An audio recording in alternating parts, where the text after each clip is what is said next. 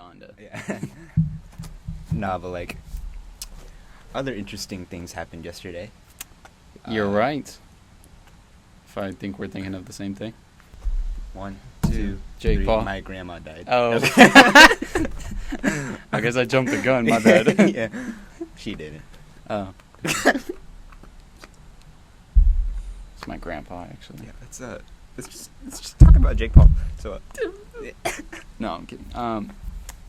Yeah. So Jake Paul. I'm not like as big of like a sports guy as we've kind of mentioned before. So I'm not super well versed when it comes to combat sports, specifically boxing. You had the funnier reaction though. Yeah. Finding out about the result because you weren't able to watch. Yeah. So I actually watched the highlights this morning. Cool. But last night Devin had told me that the fight happened. And I was very, very upset because I hadn't seen the fight. So I was in the mode that I thought that like Tyron Woodley was just going to kill him. But I'll have you explain what actually happened. So I don't blame you for that assumption because that was a pretty general assumption by a lot of people. And as far as what I saw during the fight and what I learned after the fact by reading some things, Woodley was very hesitant to let his hands fly, which was I guess a problem during a few of his fights in UFC.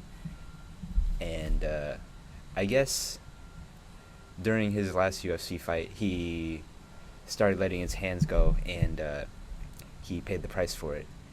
So I guess he was hesitant to do that versus Jake, which still is disappointing because I don't feel as though Jake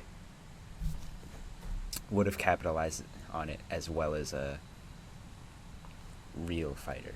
Yeah. I don't know. Like, Woodley definitely had the bigger moments. He got him, like, on the ropes round 4, I believe, and just wasn't able to capitalize on top of that. He won a few rounds, and the rounds he won were a lot more exciting. And maybe that's just bias of, like, everyone's mind just, like, wanting to see Jake Paul fail. Mm-hmm.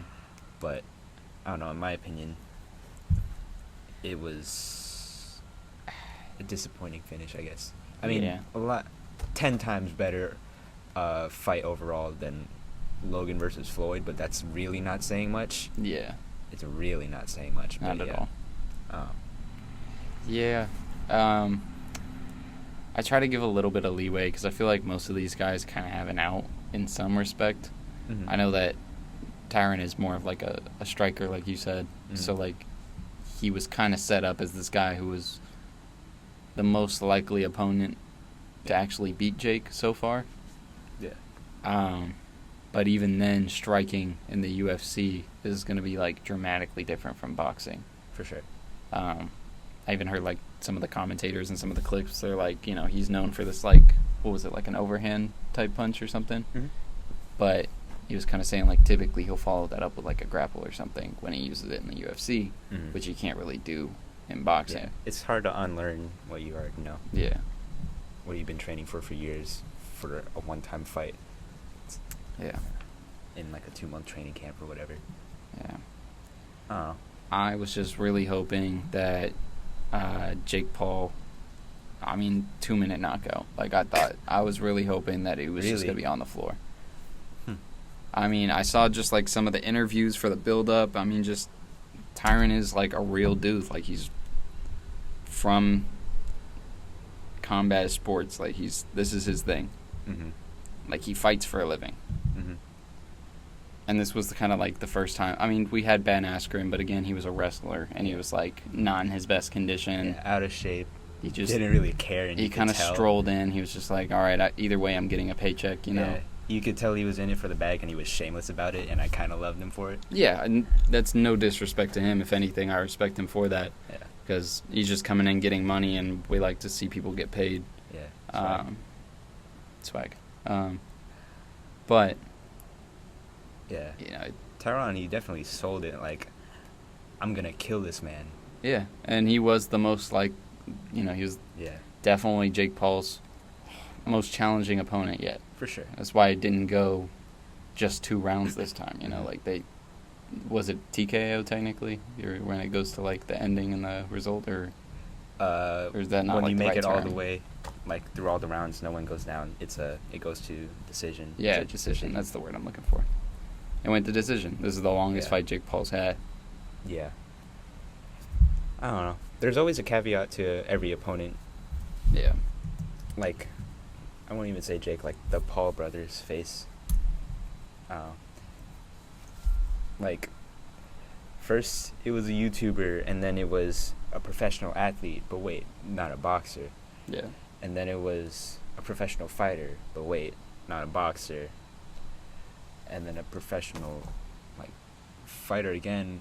Who's a striker. Striker, but not a But- boxer. Also 39 as well. Yeah, 39. And like lost his last few fights yeah, in the UFC. definitely not even like Tyron in his prime type thing. Like Mhm. he's kind of in his like glory days, I guess. Yeah, and I wasn't familiar with Tyron before this fight even. So like, I guess letting his hands go was always a problem.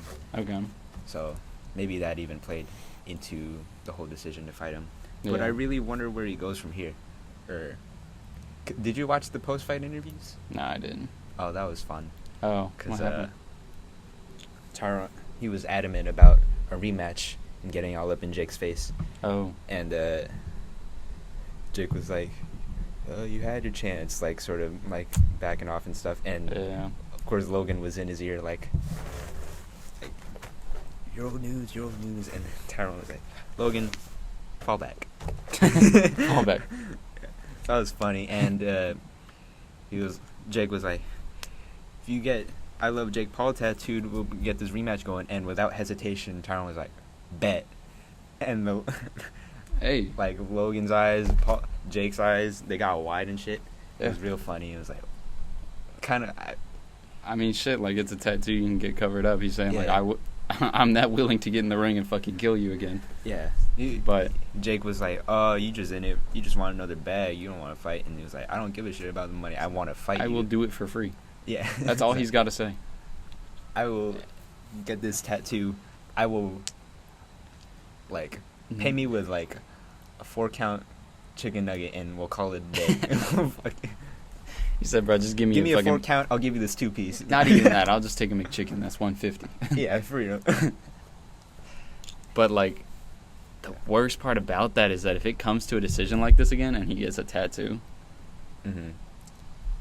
do you know how bad that's gonna look?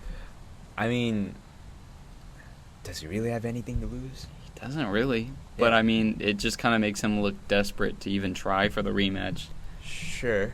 Because it makes it look like he was disappointed in the decision, or like I mean, for he sure was he upset was. by it. Because the thing, when the final bell rang, both of them, like, had their hands up like they won, which is a pretty obvious, like, normal thing to do Yeah. if it goes the distance. Hmm. So, I think Woodley didn't capitalize as much as he should have because in his head he was already winning. Yeah. So, It was a really close call. The decision came out to there was a 4-point difference. yeah. Which I don't know if that's actually like a big difference. Well, 4-point difference. So that means Paul won 6 rounds, Woodley won 2. But the 2 rounds that Woodley won were pretty good. Yeah. Like, So. Jake's overall activity was much better. Hmm. And there's no knock on Jake. Like, I see the improvement, but by no means is he as good as his talk, you know?